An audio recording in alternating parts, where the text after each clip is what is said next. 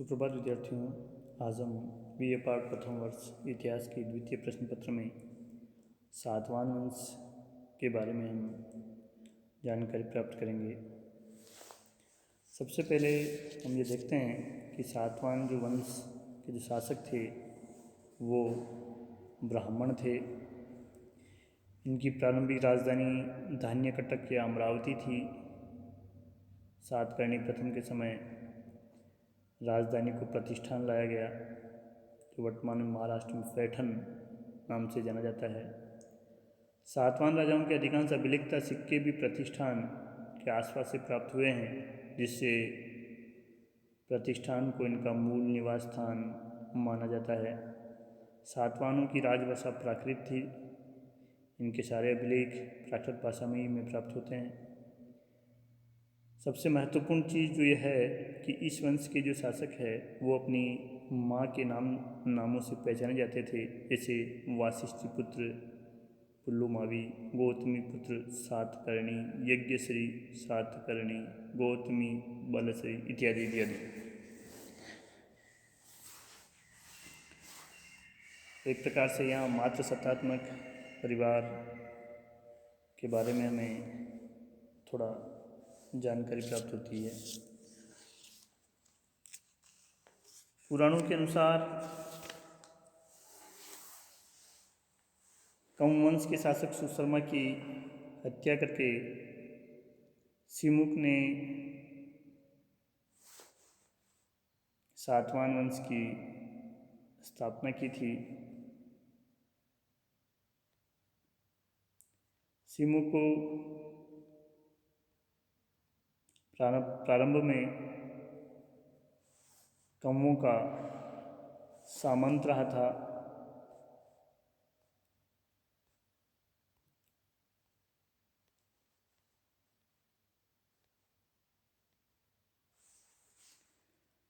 सिमुक के बारे में हमें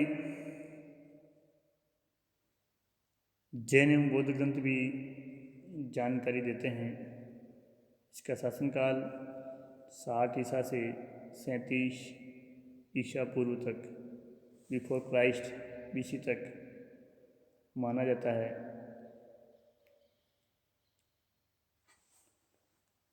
लेकिन हमें उल्लेख मिलता है कि ये अपने शासन के अंतिम दिनों में दुराचारी हो गया था, प्रस्तुत जनता द्वारा मार डाला गया।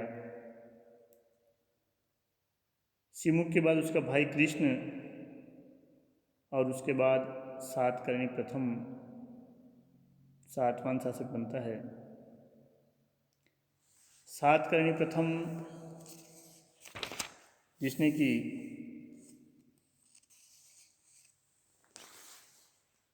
अंगीय कुल की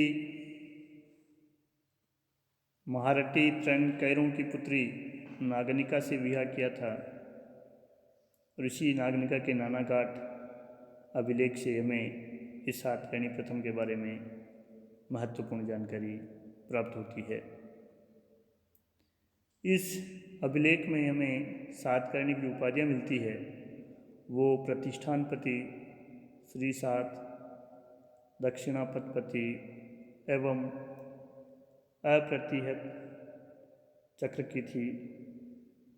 सातकर्णी प्रथम ने पश्चिमी मालवा, अनूप तथा विदर्भ के प्रदेशों को जीता। पश्चिमी मालवा पर उसके अधिकार की पुष्टि श्री सात नामधारी सिक्कों से होती है, जो हमें इस क्षेत्र से प्राप्त होते हैं। इस प्रकार संपूर्ण मालवा तथा पूर्व की ओर उसका राज्य कलिंग की सीमा को स्पर्श करता था। उत्तरी कोंकण तथा गुजरात के कुछ भागों को भी जीत करके उसने अपने राज्य में मिला लिया। सातकर्णी को कलिंग नरेश खारवेल के आक्रमण का सामना करना पड़ा। ऐसा लगता है कि इन दोनों में कोई महत्वपूर्ण युद्ध नहीं हुआ।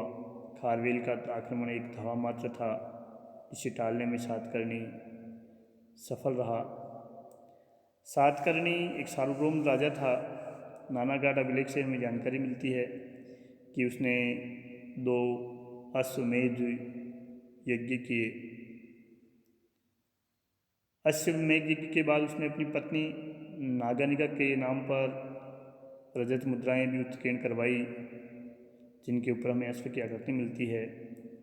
उसने दक्षिणापथपति तथा अप्रतिहत चक्र जैसी महान उपाधियाँ भी धारण की। सातकर्णी प्रथम सातवाहनों का पहला ऐसा शासक था जिसके काल में सातवाहनों ने सार्वभौम शक्ति या शासन का उपभोग किया। उसकी विजयों के फलस्वरूप गोदावरी घाटी में एक विशाल साम्राज्य स्थापित हुआ। पेरिप्लस ऑफ द एरिथ्रियन सी से पता चलता है कि एल्डर सेरागोनस एक शक्तिशाली राजा था। ये एल्डर सेरागोनस सातकर्णी प्रथम का ही नाम था, जिसके समय में शोपारा तथा कल्याण के बंदरगाह अंतर्राष्ट्रीय व्यापार वाणिज्य के रूप में सुरक्षित हो गए थे और प्रतिष्ठान को राजधानी बनाकर इसने शासन किया।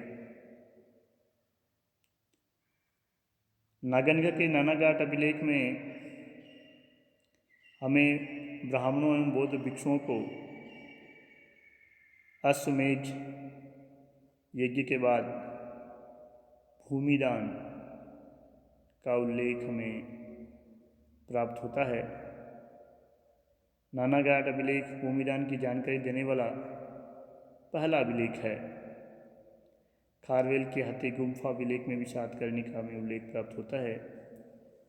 इसकी मृत्यु के बाद नागानिका ने अपने पुत्रों यज्ञश्री और वेदश्री के संरक्षक के रूप में शासन किया।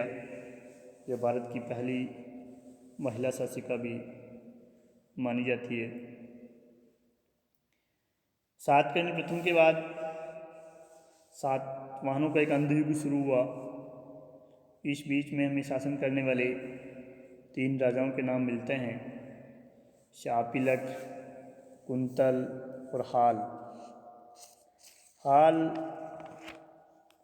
एक विद्वान शासक था जिसने गाथा सप्तशती नाम से प्राकृत भाषा का एक काव्य लिखा था। उसके दरबार में बृहत्कथा का रचयिता गुणाढ्य और कातंत्र नामक संस्कृत व्याकरण का लेखक सर्ववर्मन भी रहता था। ऐसा लगता है कि प्रथम शताब्दी ईसा पूर्व के मध्य में पश्चिम भारत पर शकों का आक्रमण हुआ और शकों ने महाराष्ट्र, मालवा, काठियावाड़ आदि प्रदेश सातवाहनों से जीत लिए। पश्चिमी भारत में शकों की जिस क्षयरात शाखा की स्थापना हुई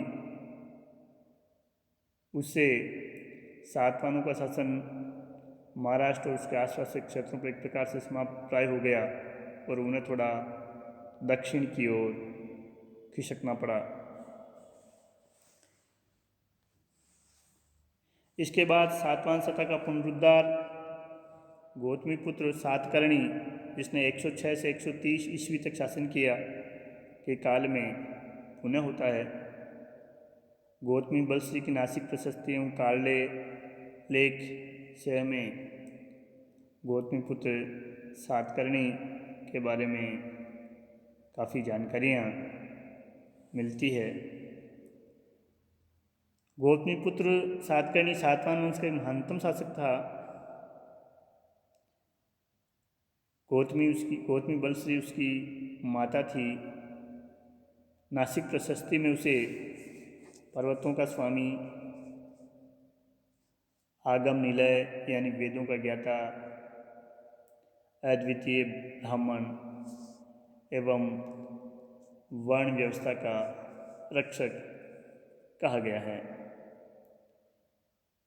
उस नासिक प्रशस्ति में ही उसके विशाल साम्राज्य के लिए कहा गया है कि उसके घोड़े तीनों समुद्रों अरब सागर, हिंद महासागर, बंगाल की खाड़ी, 30 समुद्र तोय पीतवाहन यानी तीनों समुद्र का पानी पीते थे। इसने शक, यवन तथा पहलुओं को परास्त किया। शक शासक नहपान भी गौतमीपुत्र सातकर्णी से पराजित हुआ और शकों को पराजित करने के उपलक्ष्य में गौतमीपुत्र ने बौद्ध भिक्षुओं को अजकालकीय और कर्जक नामक ग्राम दान में दिए और वेणाकटक नामक नगर भी बसाया। इसे वेणाकटक का स्वामी भी कहा जाता है। वासिष्ठी पुत्र पुल्लुमावी के नासिक गुहालेख में गौतमीपुत्र को कैलाश पर्वत के शिखर के समान अटल तथा रामकृष्ण अर्जुन तथा भीम के समान महान योद्धा बताया गया है।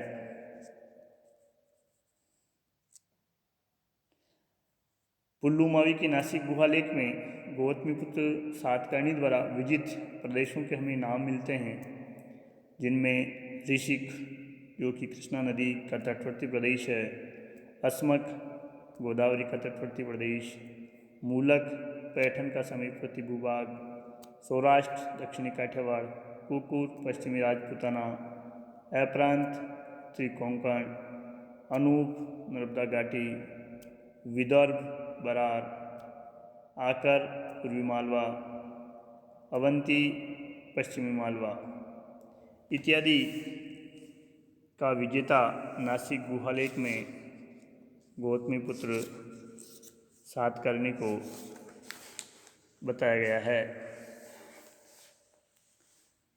गौतमीपुत्र सातकर्णी को क्षत्रियों का दर्प चूर करने वाला एक छत्र शासक कहा गया है, जिसने राजराज महाराज स्वामी जैसी महान उपाधियां धारण की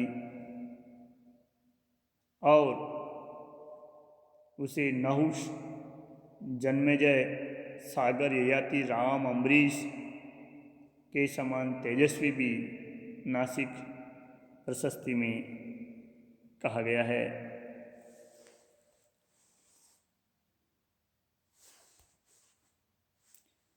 वासिष्ठी पुत्र पुल्लुमावी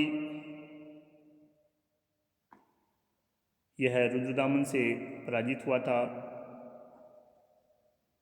जूनागढ़ अभिलेख में हमेशा उल्लेख मिलता है कि रुद्रदामन ने दक्षिणापथ स्वामी को पराजित किया था 2 बार। यह वही वासिष्ठी पुत्र पुल्लुमावी था जिसने रुद्रदामन की पुत्री से विवाह किया था। इसके सिक्कों पर हमें 2 पतवारों वाले जहाज का अंकन मिलता है। इसके बाद पुल्लुमावी ने 130 से 159 ईसा पूर्व ईस्वी 130 से 159 ईस्वी तक शासन किया।